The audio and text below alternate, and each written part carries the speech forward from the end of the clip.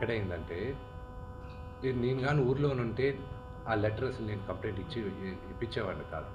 I would have spoken to him. దీని అన్నిట్లోకి నేను విపరీతంగా నలిగిపోయేది మా అమ్మ. ఆవిడ మంచాన పడింది. నాన్నగారు అడిగింది ఒకే ఒకటి, సరే ఆ లెటర్ వరకే నేను మాట్లాడతాను, నా ఇంట్లో ఉండడానికి వీలు లేదు అన్నాడు. అంతవరకే మాట్లాడుతాను, అంతవరకే. కానీ ఫ్యామిలీ గొడవ ఉన్న మీరు తమ్ముడిని ఇంట్లో ఉండొద్దు అంటాం కారణం ఏంటి? తమ్ముడితో అభద్రతను ఫీల్ అవుతున్నారా? తమ్ముడు ఆస్తి అడుగుతున్నాడా? తమ్ముడు పెళ్లి చేసుకున్న వివాహం మీకు నచ్చలేదా? అగైన్ మీరు అడిగింది ఏదైనా సరే నా ఫ్యామిలీ విషయస్ని మాట్లాడు. నేను లెటర్ పెట్టిన దాని గురించే మాట్లాడతాను. ఇవన్నీ మీరు ఏమన్నా ఊహించుకోవచ్చు. కానీ సుమాని పెళ్లి చేసుకున్నాడు, బిడ్డను కన్నాడు. అది శుభకార్యం, అది మంచిది. I hope he lives 100 years with good health and wealth. ఆయనకు అలాగ ఫీల్ అవుతున్నారంటే there is something I don't want to say anything about it. But నాన్నగారికి, ఆయన ఇంటికి, ఏ తండ్రికైనా ఆయన సంపాదనకి ఆయనకే హక్కు ఉంటుంది. మా నాన్న ఆయన ఆస్తులన్నీ ఆయన కష్టార్జితం. మా నాన్న ఈ రోజుకి గర్వంగా చెప్పుకుంటారు, నాకు 2 చొక్కాలు ఉన్నాయి, ఆ చొక్కాలు నేను గంజి పెట్టుకొని నేను అరేంజ్ చేసుకున్నాను. ఎందుకంటే డ్రెస్ అండ్ అడ్రస్, ఒక వ్యక్తితో ఎలా మాట్లాడతావు అడ్రస్, నువ్వు వేసుకున్న బట్టలు డ్రెస్, ఈ రెండు గొప్పగా ఉండాలని. ఆయన తినడానికి, బ్రేక్ఫాస్ట్ తినడానికి డబ్బులు లేని రోజులు ఉన్నాయి ఆయనకి. ఆయనే గర్వంగా చెప్పుకుంటారు, మీ అందరి ముందు కూడా చెప్పున్నారు ఆయన. అక్కడి నుంచి ఆయన స్వయం కృషితో ఈరోజు ఆయన కానీ లేకపోతే మా అందరికీ మొదటి గుర్తింపు లేదు. మీరందరూ కూడా మాకు గౌరవం ఇచ్చేది కూడా మోహన్ బాబు గారి పిల్లలనే. ఇప్పుడు ఆయన లేకపోతే మేము లేము. ఇప్పుడు ఇట్ ఈస్ అన్ఫార్చునేట్. ఇప్పుడు ఆయన ఈరోజు నువ్వు నా దగ్గర ఉండడానికి వీలు లేదు అన్నాడంటే ఆయన ఇంట్లో, నేను ఉంటాను, నాకు హక్కేం ఉంది. నేను కానీ, మా సోదరి కానీ, నా సోదరుడు కానీ, మేమందరం బయట ఉండేవాళ్ళం. నేను బయట ఉంటున్నాను, సపరేట్ ఉంటున్నాను. ఈరోజు నేను జాయింట్ ఫ్యామిలీని నమ్ముతాను. నాకు ఉమ్మడి కుటుంబం ఇష్టం. కొంతమందికి న్యూక్లియర్ ఫ్యామిలీ ఇష్టం, అది తప్పు లేదు, ఎవరి అభిప్రాయాలు వాళ్ళవి. ఇప్పుడు నాన్నగారికి పలానా వ్యక్తి ఇంట్లో ఉండడం ఇష్టం లేదు, నా ఇల్లు ఇది వద్దు అన్నప్పుడు ఆ మాటకి గౌరవం ఇవ్వాలి, తండ్రికి గౌరవం ఇవ్వాలి. లీగల్గా ఎన్ని రైట్స్ ఉన్నా లేకపోయినా నేను నమ్మేది 4: మాతా, పిత, గురువు, దైవం. ముందు చెప్పేది ఏంటంటే మీడియాకి నా ప్రేయర్ ఒకటే, అది జరిగింది ఉద్దేశపూర్వకంగా జరగలేదు. అది you should understand the situation first. అక్కడ టోటల్ వీడియో ఒకసారి చూడండి, మీ మీడియా వాళ్ళే తీసిన వీడియో. ఆయన ఫస్ట్ వచ్చిన సిచ్యువేషన్ చూడండి.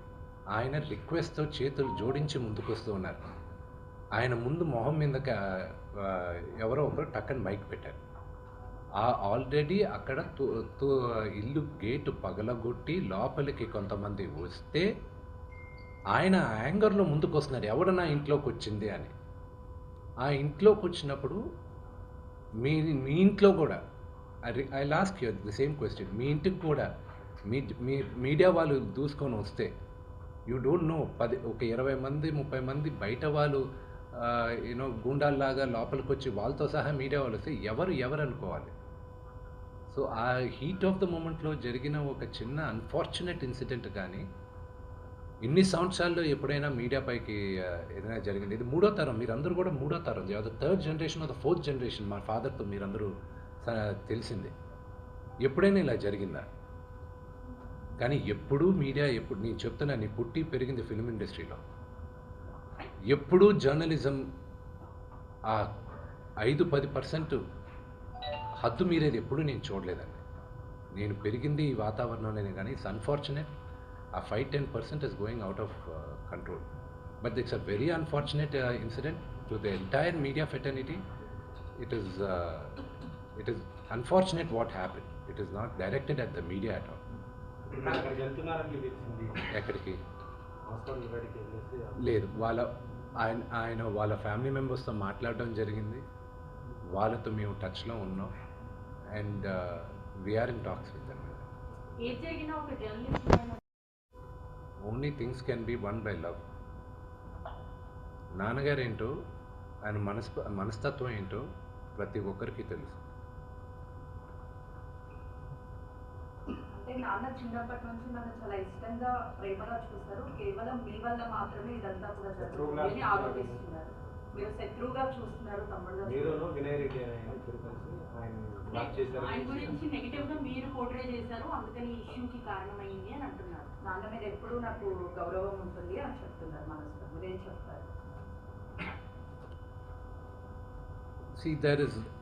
దాని గురించి చెప్పేది ఏం లేదండి. వాళ్ళు పొట్టజించుకుంటే పేగులు కాలిపోయిన పడతాయి. ఫ్యామిలీ గురించి ఐ విల్ నెవర్ స్పీక్. చెప్పచ్చు, ఇమ్మెచ్యూర్గా కొంతమంది మాట్లాడచ్చు, చిన్నవాడు కదా అని నేను తను మాట్లాడచ్చు, అవగాహన లేకుండా మాట్లాడచ్చు. But I just keep quiet. మీరు ఎన్ని క్వశ్చన్స్ అడిగిన ఫ్యామిలీ గురించి, నేను నా ఫ్యామిలీ విషయాలు నేను బయట చెప్పను. మీ ఫ్యామిలీ గురించి మీరు అడిగితే మీరు చెప్పరు కదా. Same thing I will not talk about my family. మీరు ఫ్యామిలీ సమస్య అంటున్నారు, మీరు హాజరు. సార్, నాకు ఒక్కటి అర్థం కాని ఏంటంటే రచ్చకొండ పోలీస్ స్టేషన్లో చేసేది మాకు నోటీసులు రాకముందు మీడియాకి రిలీజ్ చేస్తున్నారు. It is really unfortunate. ఇది ట్రయల్ బై మీడియానా, లేకపోతే do they really want to resolve something? I really need to understand that. ఈరోజు మార్నింగ్ న్యూస్ పేపర్స్లో నాన్నగారి గన్స్ సరెండర్ చేయాలి అని చెప్పి నాన్నగారికి నోటీస్ జారీ చేసిందని చెప్పారు. ఈరోజు మార్నింగ్ 10:55 మాకు వచ్చి నోటీస్ ఇచ్చారు. అంటే మేము న్యూస్ పేపర్లో చదివితే మాకు తెలుస్తున్నాయి ఇలాగా కమిషనర్ గారిని కలవాల్సి వస్తుంది అది ఇదని. ఈరోజు తెల్లారుజామున నాకు 9:30కి నోటీస్ జారీ చేశారు. I didn't understand why I was called, but out of respect to the commissioner నేను ఆయన కలుస్తాను. కానీ 9:30కి నాకు నోటీస్ ఇచ్చి 10:30కి వచ్చి హాజరవ్వమంటే ఆన్ వాట్ బేసిస్ నన్ను పిలిచారు? Do they know that I was not in the country? నేను అసలు కంట్రీలోనే లేను. నేను మార్నింగ్ వచ్చాను. And what basis are they calling me? What protection has a given my father? నిన్న మీరు చూసారు, మీరందరూ ఆల్ పాత్రిక సోదరులు అందరూ ఉన్నారు. You saw how it is. మీ ఇళ్ళ పైకి కానీ అలాగే ఎవరైనా వస్తే do you feel safe? It's really unfortunate. అది ఇంకా respecting the chair of the commissioner, వాళ్ళు పిలిచారు కాబట్టి నేను కలుస్తాను. కలవాల్సిన అవసరం నాకు లేదు. As per law I don't have to meet them. Summons ఇచ్చారు రండి అంటే they are wrong, because legally I came yesterday morning, but out of respect to the chair, I'll go and talk to them. వివాదానికి గల కారణాలు ఏంటి? See, families are complicated. ఆత్మగౌరవ పోరాటం చేస్తున్నా అంటున్నారు. నమస్కారం, మీరేం చెప్తారు?